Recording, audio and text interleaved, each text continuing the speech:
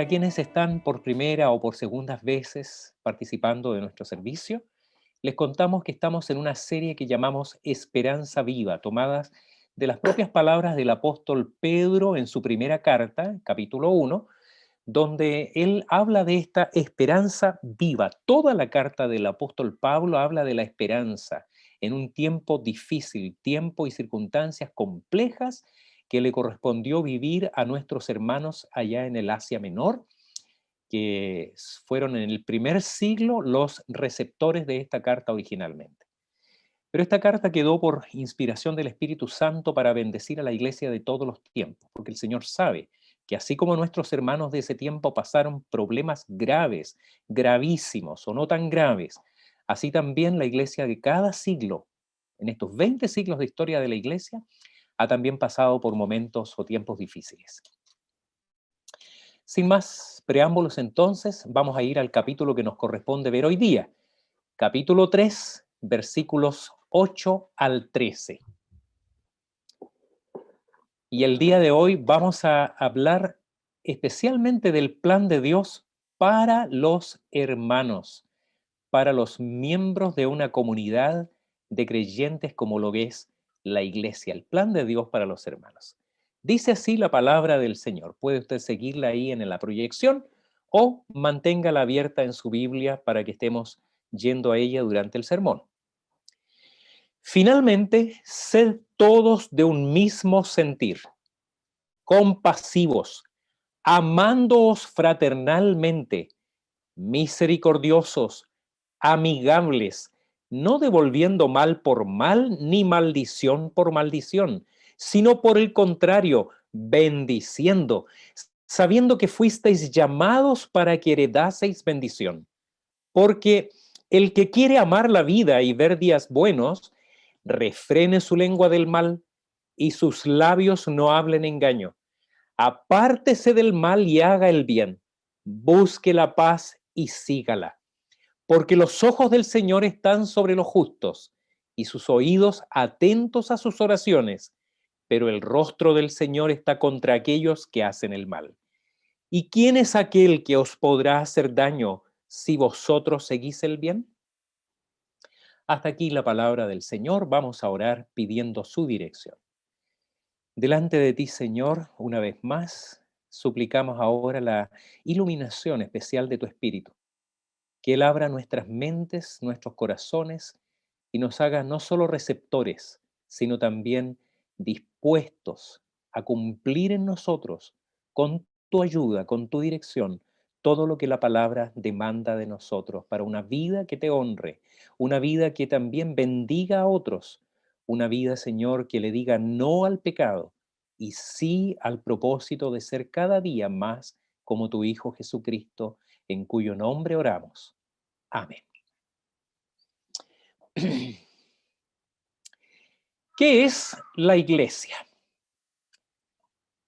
Si yo les preguntase hoy y cada uno de ustedes, así como una especie de lluvia de ideas, nos dijera qué es la iglesia, cuáles son las frases o expresiones que vienen a tu mente en este momento. ¿El cuerpo místico de Cristo o simplemente el cuerpo de Cristo? ¿La familia de la fe? ¿La esposa de Cristo? ¿La comunidad de los creyentes? ¿Cuáles de todas esas expresiones te gustan más? ¿Cuál de ellas es más común entre nosotros? La iglesia se dice también que es una comunidad mezclada en muchos sentidos. Distintos caracteres, personalidades, viejos, jóvenes, niños, gente de toda clase y condición social, personas formadas profundamente en lo intelectual y otras personas sencillas, con escasa preparación. Una frase que me gusta mucho dice que la iglesia es la única asociación en el mundo que existe para beneficio de los que no pertenecen a ella. Qué interesante. La única asociación en el mundo que no está diseñada, pensada para el bien de la comunidad, sino para los de afuera. Ya vimos algo de eso estos días que tuvimos el inmenso privilegio de alcanzar a algunos de nuestros vecinos con un pequeño obsequio, un recordatorio de que queremos bendecirles. porque todo en la iglesia está hecho pensando en el cumplimiento de su misión, que es alcanzar a los no alcanzados, a los perdidos, a los que no conocen a Cristo. Muchas definiciones, y todas ellas, por cierto, muy interesantes, pero hoy la palabra de Dios nos lleva a considerarnos a nosotros mismos como miembros de una comunidad de discípulos, que como toda comunidad implica relacionamientos entre sus miembros. Hemos dicho muchas veces que la iglesia de Cristo es esencialmente comunitaria. No existe algo así como una iglesia individual. No existe un cristiano que vive su vida sin comunión con nadie, independiente, menos aún hoy día que tenemos la posibilidad de conectarnos. Por eso aprovecho de pasar el mensajito. Estamos deseando que todos los que se conectan por YouTube, que nos alegra que lo hagan, nos gusta que estén ahí conectados, pero de repente hagan el esfuerzo de también integrarse a Zoom para que podamos ver sus rostros, compartir un ratito, o a lo mejor después del culto. Una vez que termine ahí en la hora de la conexión, métase a Zoom y comparta un ratito para que veamos sus rostros, conversemos un poquito y si es posible tengamos alguna forma de comunión. Porque la iglesia, como decíamos, si no es comunitaria, contradice lo que es esencialmente, lo que está llamada a ser. Y como en toda comunidad, a veces los relacionamientos no son fáciles. Son complejos, porque somos diferentes, porque tenemos caracteres distintos. No siempre son fluidos y armoniosos como uno pensaría que debiera ser una comunidad de creyentes.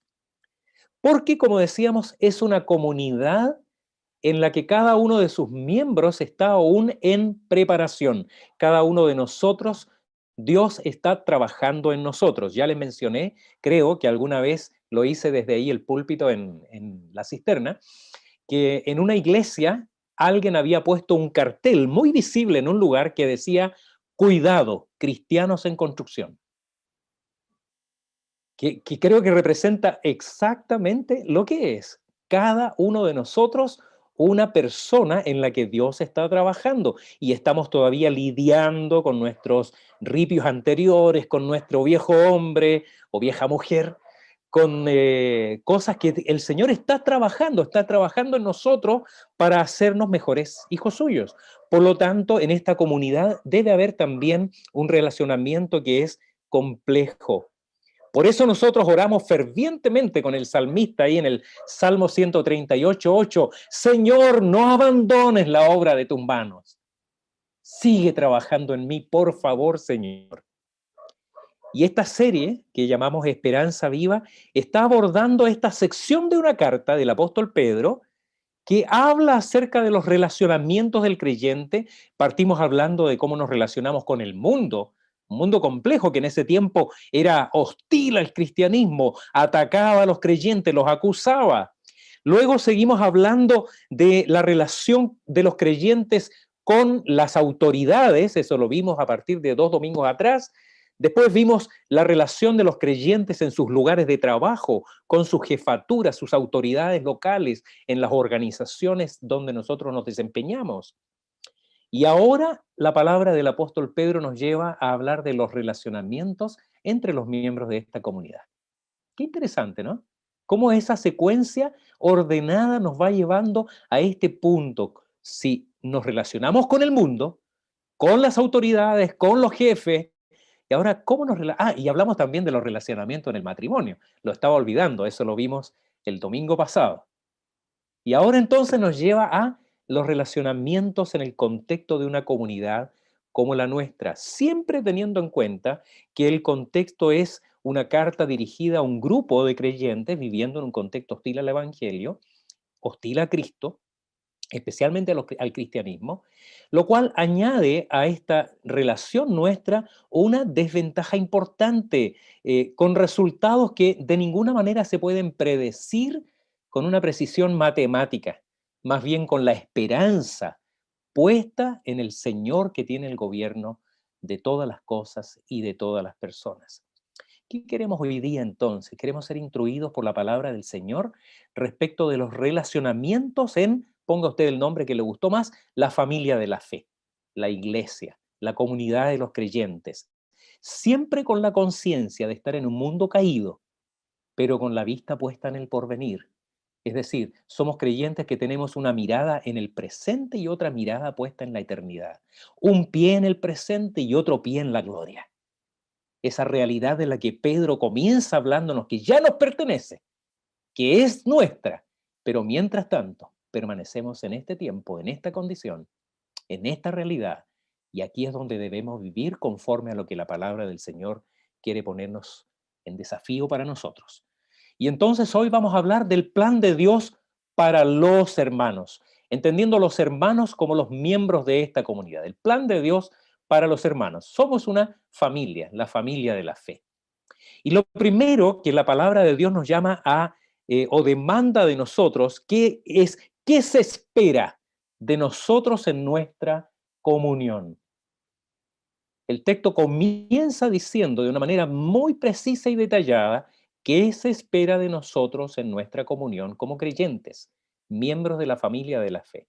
Véalo ahí en los versículos 8 y 9. Dice, finalmente, sed todos de un mismo sentir, compasivos, amándoos fraternalmente, misericordiosos, amigables, no devolviendo mal por mal, ni maldición por maldición, sino por el contrario, bendiciendo, sabiendo que fuisteis llamados todos para que heredaseis bendición.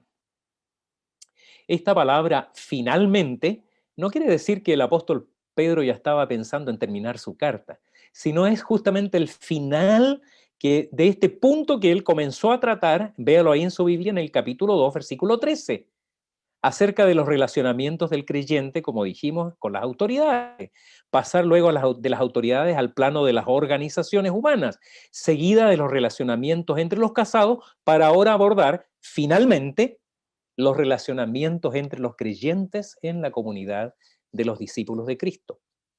El apóstol enumera una serie de demandas propias de la manera de relacionarnos como hermanos en esta comunidad de creyentes, de tal manera que las atendamos como tal. Son demandas. La palabra no está acá dándonos algunas sugerencias, unas sanas recomendaciones. No, son exhortaciones, son mandamientos para los creyentes miembros de la iglesia. Por lo tanto, haremos bien en estar muy atentos a qué es lo que demanda, porque son mandamientos para nuestra vida de relación con los miembros u otros miembros de esta comunidad. A mi modo de ver, se extiende principalmente a los miembros de la iglesia local. Si usted lo quiere decir así, Jesús el buen pastor. Pero también se extiende de manera muy dirigida a los miembros de toda la iglesia presbiteriana a la que hacemos parte, nuestra denominación, porque nos relacionamos con ellos de distintas maneras. Y de una manera tal vez un poco menos directa con todos los miembros de la iglesia cristiana, miembros de otras denominaciones, miembros de otras iglesias lejanas, allá nuestros hermanos que están en Brasil, en Colombia, en muchos otros países del mundo donde hay hermanos nuestros. Pero principalmente se dirige a quienes hacen la comunión de los creyentes en el día a día o domingo a domingo, en nuestros departamentos u organizaciones locales. Por lo tanto, enumera algunos hitos, algunos mandamientos muy precisos que vamos a revisar. Por cierto, no los vamos a ver detalladamente porque tendríamos que disponer mucho más tiempo para ello. Pero lo primero que nos dice es que debemos ser todos de un mismo sentir. Sean de un mismo sentir. ¿Cómo puede ser esto? Y de hecho, en la palabra sentir, que nos pide a todos, cada uno, que seamos del mismo sentir, en realidad incluso es un poquito más compleja porque la expresión en griego es homofrones, que es mismo pensamiento. Y varias Biblias, otras versiones lo traducen como sean capaces de vivir todos en armonía. Por lo tanto, ¿cómo una comunidad como la nuestra, formada con personas tan distintas, podemos llegar a ser del mismo modo de pensar? Lo que nos debe llegar a unir, querida iglesia, en un mismo modo de sentir y de pensar, es lo único que tenemos en común en cuanto a nuestro pensamiento, que es la palabra de Dios. Ella es el único elemento unificador, lo único en que todos podemos estar de acuerdo, si podemos interpretar la Escritura correctamente. Por cierto, usted dirá, pero bueno, hay distintas interpretaciones. Hay personas que interpretan una cosa, otros interpretan otra. De ahí la importancia, por tanto, de ser fieles en la exégesis bíblica, en buscar lo que la Escritura dice, no lo que yo creo que dice.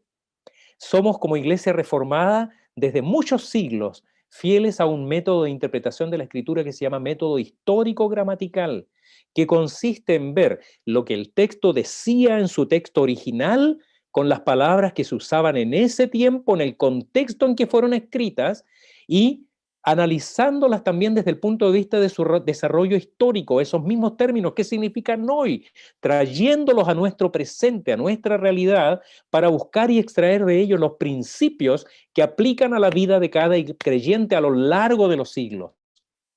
No estamos diciendo acá que esto sea algo fácil, sencillo y que en todas las cosas vamos a llegar exactamente a las mismas conclusiones, pero lo que estamos diciendo es que cada uno de nosotros debe huir como de la peste, como del coronavirus. Debe huir de las opiniones personales. Esas expresiones que son tan comunes en algunos grupos, en mi opinión, ¿cierto? Según mi particular punto de vista, eso no ocurre acá. Yo tengo el deber, cada uno de nosotros tiene el deber de buscar lo que la palabra enseña, porque decimos que ella es nuestra única regla de fe y práctica. Por lo tanto, buscamos estar de acuerdo en lo que la palabra de Dios dice para cada aspecto de la vida. Y de ahí la importancia también de los credos y confesiones, que nosotros hacemos parte de una denominación que sigue un credo y una confesión, porque eso nos permite estar más o menos genéricamente de acuerdo en todas las doctrinas que la Iglesia enseña y practica.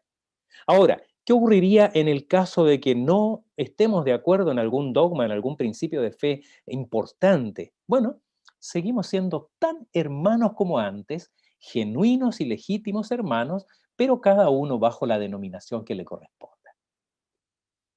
Yo tengo hermanos muy amados, bautistas, asambleas de Dios, pentecostales, anglicanos, y con ellos tenemos una relación fantástica, aunque sabemos que en algunas materias no nos vamos a poner de acuerdo hasta la eternidad.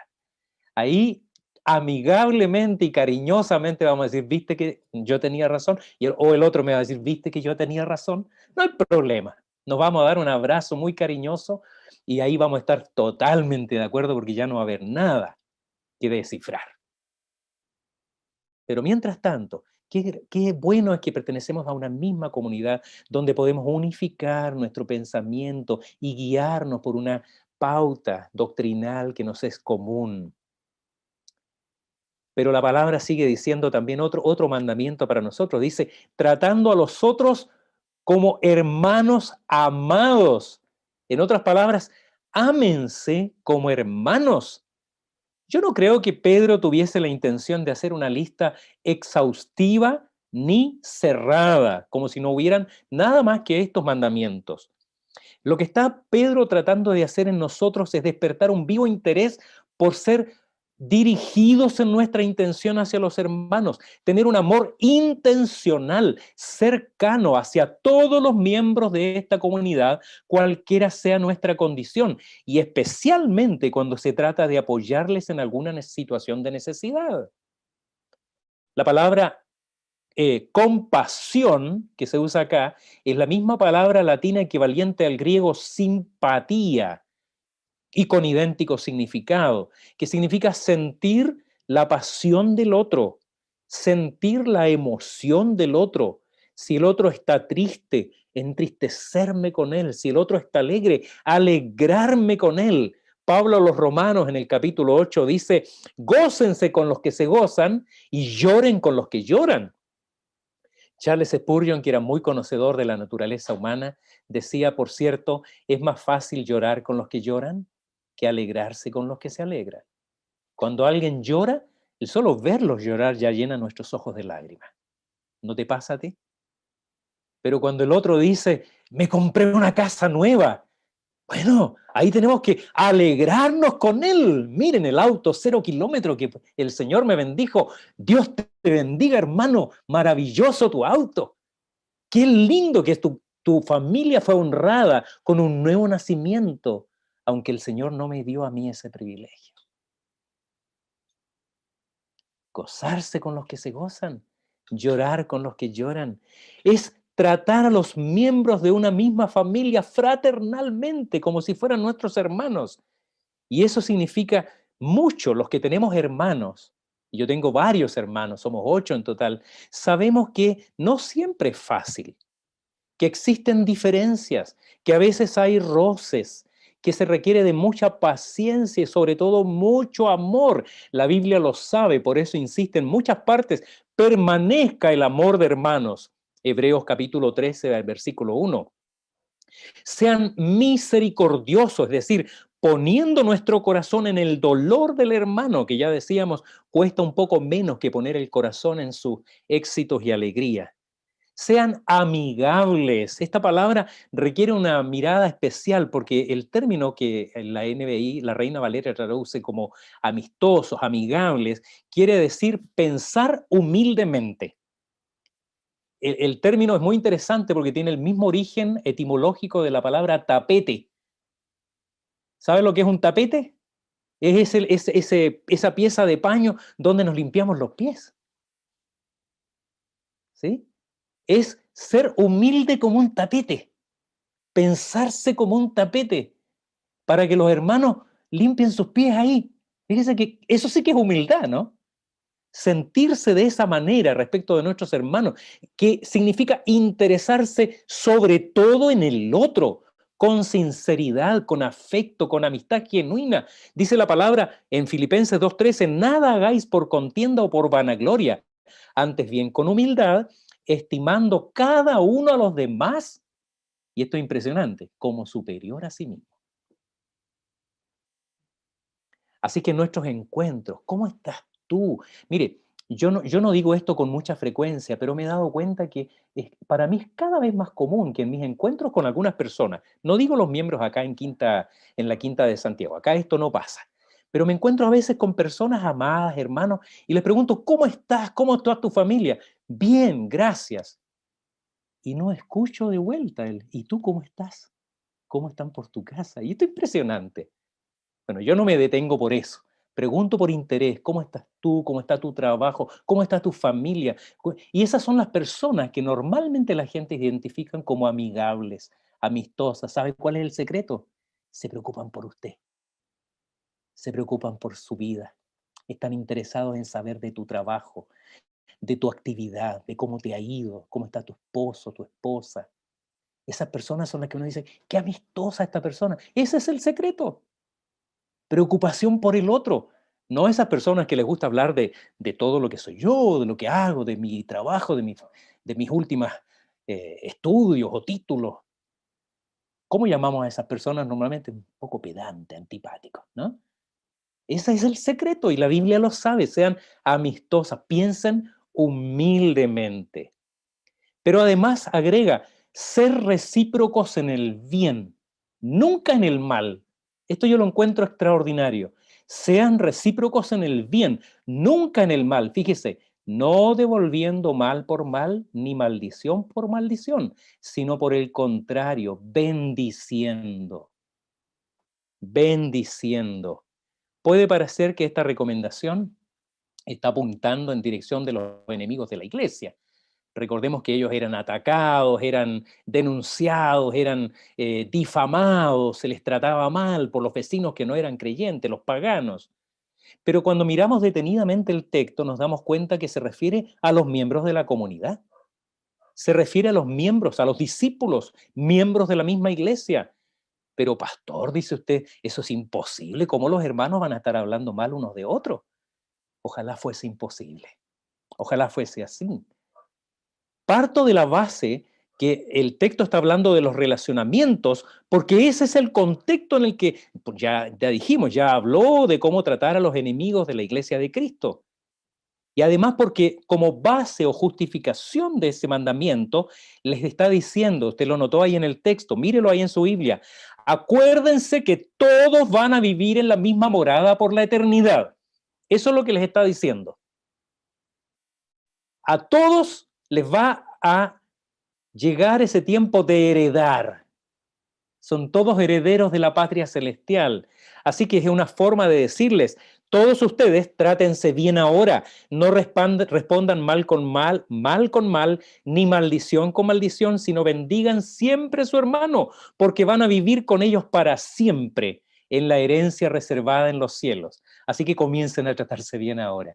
Lo van a ver toda la eternidad. Pónganse la buena con su hermano ahora, en este tiempo. Sé por experiencia propia que a veces los hermanos hablan mal unos de otros. De nuevo, no estoy hablando de la quinta iglesia, pero a veces en la denominación se da. Hay rivalidades, hay maledicencia. En medio de los inevitables conflictos a veces que surgen en las asambleas, los ánimos se enardecen y sale el viejo hombre, sale la vieja mujer. ¿Qué debemos hacer en tal caso? Esto ha trabajado en mi vida especialmente en estos días, mis queridos hermanos.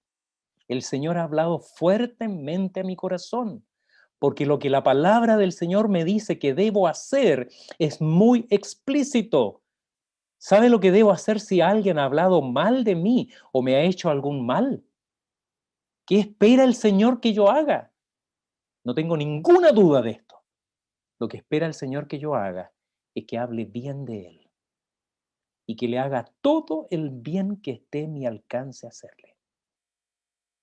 Eso es lo que espera la palabra del Señor de mí, que hable bien de Él todas las veces que pueda. Es una persona maravillosa. Fíjese que bien hace su trabajo, qué lindo predica, qué buen maestro para la iglesia, qué bueno lo que escribe. Y que todo lo que esté a mi alcance hacer por Él, yo lo haga con bien.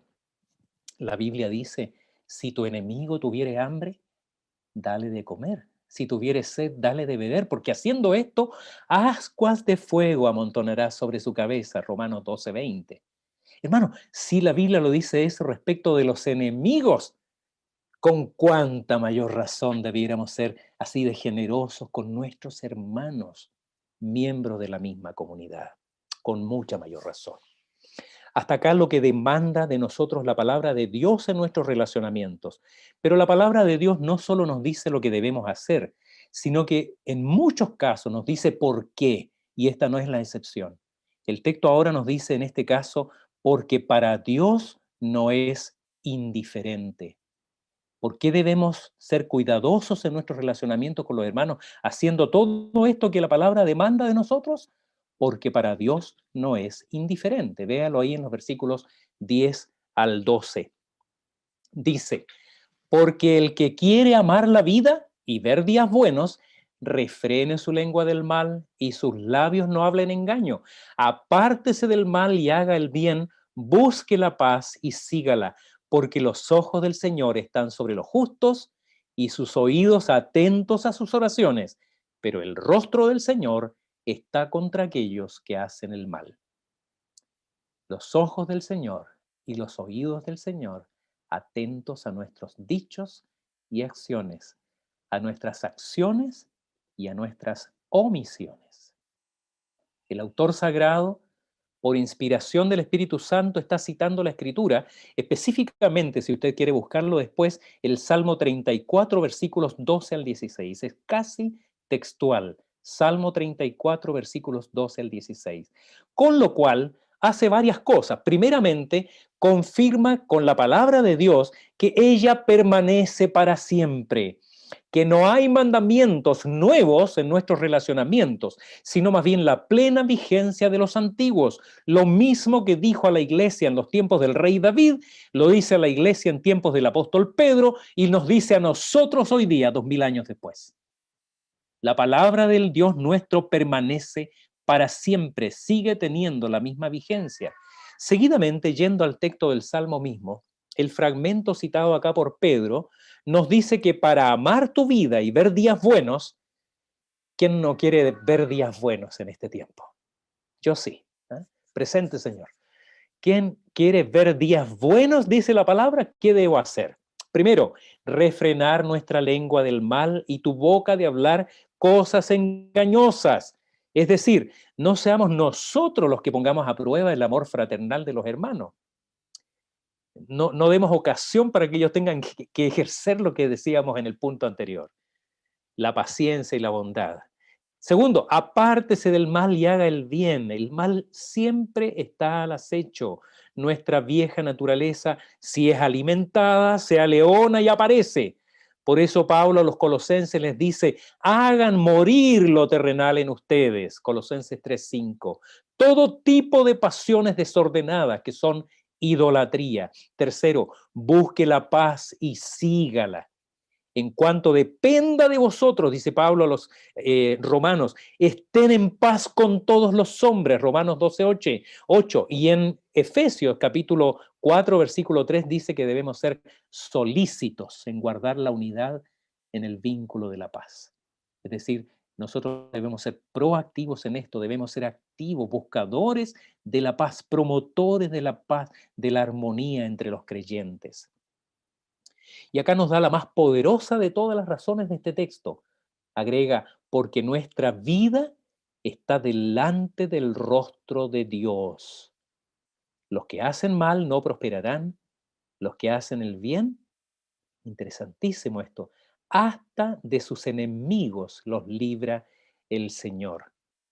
No pensemos que hablar mal de otros o dejar de hacer el bien que nos corresponde hacer pasará piolita para Dios. No va a pasar piolita. Nada de eso. Todo está delante de su rostro. De hecho, cuando nos retiramos de esta comunidad en nuestros cultos dominicales y frecuentemente invocamos sobre nosotros la bendición arónica, que dice en su segunda parte, el Señor haga resplandecer su rostro sobre nosotros. ¿No oramos así? Y cuando el rostro del Señor resplandece sobre nosotros, ¿de qué estamos hablando? Que todo lo que decimos en redes sociales está delante del rostro del Señor, que todo lo que decimos de las autoridades está delante del rostro del Señor, que todo lo que decimos en conversaciones privadas, en WhatsApp cerrados, de hermanos nuestros, está delante del rostro del Señor. Además de eso, ahora proactivamente, cuando está a nuestro alcance hacer el bien, hacer más por nuestro hermano sin mirar a quién, o como sea nuestra relación con él, si me cae simpático o me agrada mucho su forma de ser, no es por el hermano, es por causa de Cristo. Eso es lo que dice la palabra de Dios en los Efesios, capítulo 5:21. Sométanse unos a otros por temor de Cristo. Es por reverencia a Cristo, no por el hermano. No porque sea una buena persona y me caiga bien, sino por reverencia a Cristo. Cristo es la medida de nuestro actuar, la razón de nuestra manera de relacionarnos. Es en reverencia a Él y por amor a su nombre y delante de su rostro divino que yo me entrego en amor fraterno y procuro el mayor bien posible de todos y cada uno de mis hermanos. Y la palabra de Dios termina añadiendo aún una poderosa razón más. Y esto es muy interesante, dice, porque esto resultará en vuestro bien, versículo 13. Fíjense lo que dice la palabra ahí. ¿Y quién es aquel que os podrá hacer daño si vosotros seguís el bien? Yo dudé mucho de considerar la perícopa que hoy estamos estudiando hasta el verso 13. La mayoría de las Biblias y los comentarios que vi terminan en el 12. Pero como digo, con temor y temblor, preferí dejar esta pregunta retórica como una gran conclusión de lo que viene diciendo el apóstol Pedro hasta acá. Porque es como si él dijera, si ustedes siguen el bien, es decir, son reconocidos por hacer lo bueno, bendecir en vez de maldecir, haciendo bien hasta los que los hacen mal, cuidando vuestra manera de hablar, siendo pacificadores, no es esperable que quienes les rodean reconozcan estas cualidades y deseen hacerles bien y no mal. ¿No es acaso la experiencia tuya y de muchos de nosotros? Esta pregunta retórica, infelizmente, no puede ser respondida con un nadie, no, nunca, de ninguna manera, porque vivimos en un mundo caído donde gente buena, hablando humanamente, gente buena muere todos los días a manos de gente muy mala, donde el odio y el resentimiento se vuelcan hacia personas sencillas y débiles que no merecen ni ese odio ni ese resentimiento, y aún así son blancos de ellos. Así que no es un absolutamente, no, nadie, pero con una cuota de esperanza en la dignidad del ser humano y la cualidad de todos los seres humanos que sean sensibles a la bondad auténtica. Cabe esperar que quienes así viven reciban bien y no mal los días de su vida. La Biblia dice en Proverbios 16:7, y este texto me impactó. Yo creo que he leído innumerables veces Proverbios, pero nunca me había fijado bien en este versículo de Proverbios 16:7. Cuando los caminos del hombre son agradables a Jehová, aún a sus enemigos hace estar en paz con él. Subráyelo, márquelo, apréndalo de memoria. Cuando los caminos del hombre son agradables a Jehová, aún a sus enemigos hace estar en paz con él. Es cierto, ¿verdad? Los proverbios no son ni promesas ni mandamientos, te lo sabe igual que yo.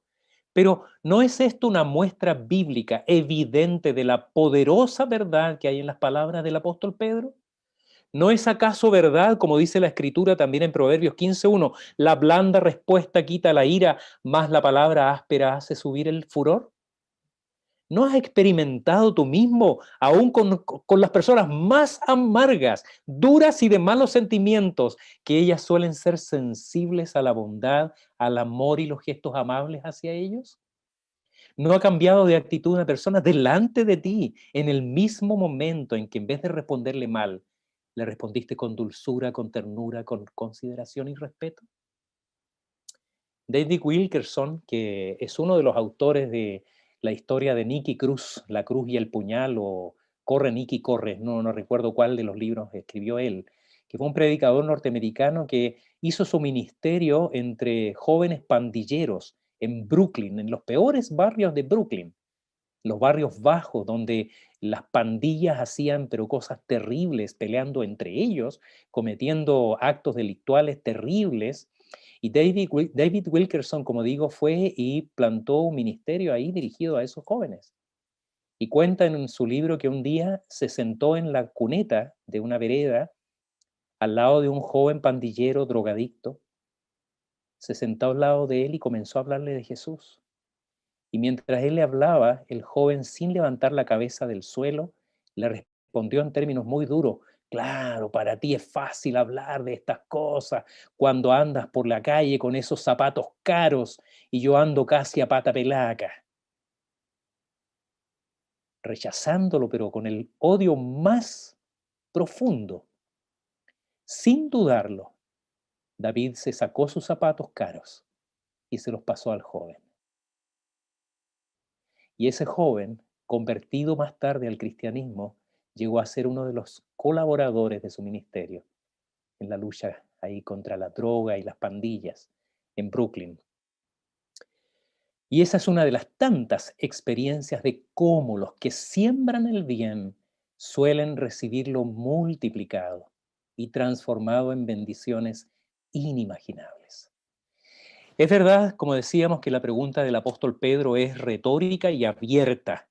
No hay garantías, pero estas palabras vienen del Señor, querida iglesia, el mismo del que el Salmo 72:18 dice: bendito Jehová Dios, el Dios de Israel, el único que hace maravillas, bendito su nombre, glorioso para siempre, y toda la tierra sea llena de su gloria. Amén.